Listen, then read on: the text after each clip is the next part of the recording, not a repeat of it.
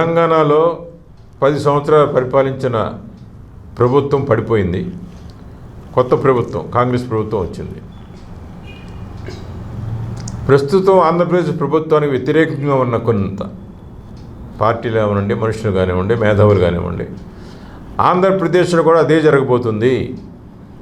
అక్కడ కూడా 5 సంవత్సరాలు పరిపాలించిన జగన్మోహన్ రెడ్డిని కాదని ఆయన వ్యతిరేక వర్గాన్ని ప్రభుత్వంలోకి ప్రజలు ఆహ్వానిస్తారు అని చాలామంది చాలా పార్టీలు చంకలు కొట్టుకుంటున్నారు. ఈ ఉదాహరణ తీసుకుని అక్కడికి అదే జరగబోతుంది. మిగిలిన విషయాలు ఏం విశ్లేషించకుండా అది ఎంతవరకు పాజిబిలిటీ ఉందంటారు? ఇది చాలా హాస్యాస్పదమైన ఆలోచన ధోరణి అండి. కేసీఆర్ గారు 2 సంవత్సరాలు వరుసగా 2 పర్యాయాలు వరుసగా 5 సంవత్సరాలు 10 సంవత్సరాలు పరిపాలించారు. 10 సంవత్సరాలు పరిపాలించిన తర్వాత యాంటీ ఇన్కంబెన్సీ రావటము సర్వసాధారణమని చెప్పనక్కర్లేదండి. పశ్చిమ బెంగాల్లో యాంటీ ఇన్కంబెన్సీ రాలేదు. 2 సార్లు పాలించిన తర్వాత కూడా ఒడిస్సాలో రాలేదు.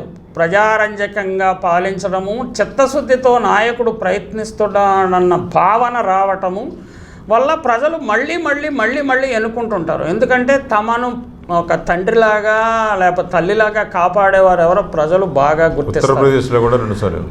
వరుసగా 2వ సారి వచ్చిందండి. అది 35 సంవత్సరాల తర్వాత దీన్ని మార్చారు. బాణీని అంటే ఒకటి దాని తర్వాత ఒకటి మార్చే బాణీని మార్చారు.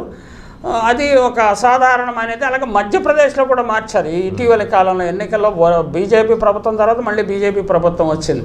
కాబట్టి యాంటీ ఇన్కంబెన్సీ అనేది 10 సంవత్సరాల తర్వాత 5 సంవత్సరాల తర్వాత వస్తుందన్నది ఆలోచన, అర్థం లేని ఆలోచన. ఇది అంటే జగన్మోహన్ రెడ్డి నచ్చని వాళ్ళు చేసే ఆలోచన చేయడంలో తప్పులేదు. వాళ్ళు ఇష్టం వచ్చినట్టు ఊహించుకోవచ్చు. అలాగే ఇంకో విషయాన్ని, కీలకమైన విషయాన్ని గుర్తించాల్సింది ఏంటంటే కేసీఆర్ గారి మీద వ్యతిరేకత, ప్రజా వ్యతిరేకత 52% ఉన్నదని ఇండియా టుడే సీ ఓటర్ సర్వేలో చాలా స్పష్టంగా వచ్చిందండి. తెలంగాణతో పాటు ఎన్నికలు జరిగిన 5 రాష్ట్రాలలో ఏ ముఖ్యమంత్రికి లేని వ్యతిరేకత కేసీఆర్ గారి మీద ఉన్నది. ఆ విషయాన్ని మీడియాలో, మెయిన్ స్ట్రీమ్ మీడియాలో ఎక్కడా రాకుండా తొక్కిపెట్టారు. అది ఆంధ్రప్రదేశ్ ముఖ్యమంత్రి మీద 50-60% పైగా ప్రజలు మళ్ళీ జగనే ముఖ్యమంత్రి కావాలని బలంగా కోరుకుంటున్నారు. అదొకటి పూర్తి డిఫరెన్స్ దానికి దీనికి. అక్కడే అలాగే ఇక్కడ తెలంగాణలో ఎమ్మెల్యేల మీద వ్యతిరేకత ఉన్నది. ఎమ్మెల్యేలను మారిస్తే కేసీఆర్ నెగ్గేసేవాడన్న ప్రచారం కూడా వట్టి బూటకము.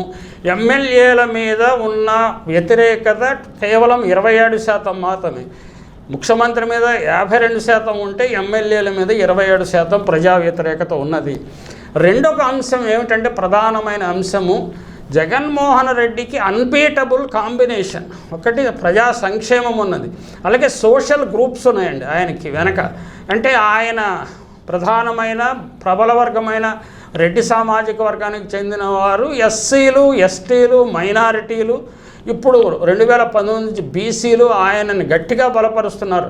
ఈ వర్గాలన్నిటిలోనూ మోర్ దాన్ 50-60%, కొన్ని చోట్ల 80-85% ప్రజలు కూడా ఈ పార్టీకే ఓటేస్తున్నారు, వైసీపీ పార్టీకే వేస్తున్నారు. తెలంగాణలో ఆ పరిస్థితి లేదు. తెలంగాణలో ప్రబల సామాజిక వర్గమైన రెడ్డి సామాజిక వర్గము కేసీఆర్కు దూరం అయినట్లుగా కనిపిస్తుంది. పాపం ఆయన కూడా 43 మంది సిట్టింగ్ ఎమ్మెల్యేలకు ఇతరులకు రెడ్లకు ఇచ్చాడు, కానీ ప్రజలు ప్రబల వర్గము దూరం అయిపోయింది. అలాగే ఆయన సామాజిక వర్గము కేవలం 1-2% వెలమను మాత్రం ఉన్నారు. కాబట్టి ఇది టోటల్లీ డిఫరెంట్ పర్స్పెక్టివ్. ఇక్కడ వాతావరణం వేరు, అక్కడ వాతావరణం వేరు. రెండింటిని కంపేర్ చేయడంలోనే, అంటే కంపేర్ చేసే వాళ్ళకి తెలిసే ఉండొచ్చు, కానీ ప్రజల చెవిలో పువ్వు పెట్టడానికి ఇలాంటి ప్రచారం చేస్తుంటారు. దీన్ని అస్సలు విశ్వసించాల్సిన అవసరం లేదు. ఇది వట్టి బోగస్ ప్రచారం అని చెప్పడానికి నేను సందేహించడం లేదు. అంటే ఇంకొక విషయం కూడా చెప్పాలండి. తెలంగాణలో కేసీఆర్ బీఆర్ఎస్ ఏర్పాటు చేసిన తర్వాత ఆయన పతనం ప్రారంభమైంది. ఈ బీఆర్ఎస్ ఎంఐఎం 2 పార్టీలు బీజేపీకి సహాయం చేయటానికి, జాతీయ స్థాయిలో సహాయం చేయటానికి ఏర్పాటైన పార్టీలే అని ముస్లిం ప్రజలు బాగా విశ్వసించారు. అందువల్లనే ముస్లింలు దూరం అయిపోయారు. ఇంతకుముందు బీఆర్ఎస్తో ప్రయాణించే ముస్లింలు దూరం అయిపోయారు. అలాగే షెడ్యూల్డ్ ట్రైబ్స్, గిరిజనులు బాగా దూరం అయిపోయారు. కర్ణాటకలో 19 గిరిజన నియోజకవర్గాల్లో ఒక్క నియోజకవర్గంలోనూ బీజేపీ గెలుపొందలేదు. ఇక్కడ గిరిజన నియోజకవర్గంలో బీజేపీ నెగ్గినప్పటికీ ప్రధానంగా కాంగ్రెస్ పార్టీ కూడా వైపు వారు మొగ్గు చూపారు. అలాగే ముస్లింలు కూడా మొగ్గు చూపారు. దానివల్ల ఒక ఓట్ బ్యాంక్ తయారైపోయింది కాంగ్రెస్కి. అంటే ప్రబల కులమైన రెడ్లు, మైనారిటీలు, ఎస్సీలు, ఎస్టీలు ఇలా కలవటం వల్ల ఈ పార్టీ గ్రామీణ ప్రాంతాల్లో ఈ పార్టీ బలంగా కాంగ్రెస్ దూసుకువెళ్ళింది. పట్టణ ప్రాంతాల్లో మాత్రము బీఆర్ఎస్ నిలదొక్కుకోగలిగింది.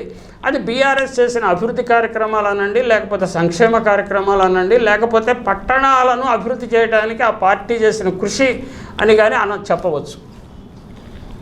సో దీని ఎఫెక్ట్ ఏమి ఉండదంటారు? ఆంధ్రప్రదేశ్లో జీరో ఎఫెక్ట్ అని సోషల్ మీడియాలో మొట్టమొదటి వీడియో చేసింది స్వేచ్ఛ మీడియానండి. దీని ఇంపాక్ట్ అసలు ఏమీ ఉండదండి. దీని ఇంపాక్ట్ ఏమీ ఉండదు. తెలంగాణ మీద జగన్మోహన్ రెడ్డి ప్రభావం క్రమక్రమంగా విస్తరించడానికి అనువైన పరిస్థితులు ఉన్నాయి. ఈయన ప్రభావం ఎక్కువగా ఉన్న ఖమ్మం జిల్లాలో మొత్తం 10కి 10 సీట్లు కాంగ్రెసే గెలుపొందటమే కాకుండా అసెంబ్లీలో కానీ బయట కానీ డాక్టర్ రాజశేఖర్ రెడ్డి గారి సేవలను ప్రస్తావించడానికి, ప్రస్తుతించడానికి ముఖ్యమంత్రి నుంచి కింద స్థాయి నాయకులు ఎవరు, ముఖ్యంగా మైనారిటీ నాయకులు ఎవరు కూడా సందేహించడం లేదు. అంటే ఇది ఒక అనుకూలమైన వాతావరణం ఏర్పడిందని చెప్పుకోవచ్చు. చక్కగా చెప్పారు. ధన్యవాదాలు. నమస్తే అండి నవరోజు గారు. మీరు అప్పుడప్పుడు వస్తుండాలండి. మీరు చర్చకి అవకాశం లేకుండా అసలు మమ్మల్ని మా మీద శీతకన్ను వేశారని చెప్పచ్చా? Okay sir, okay.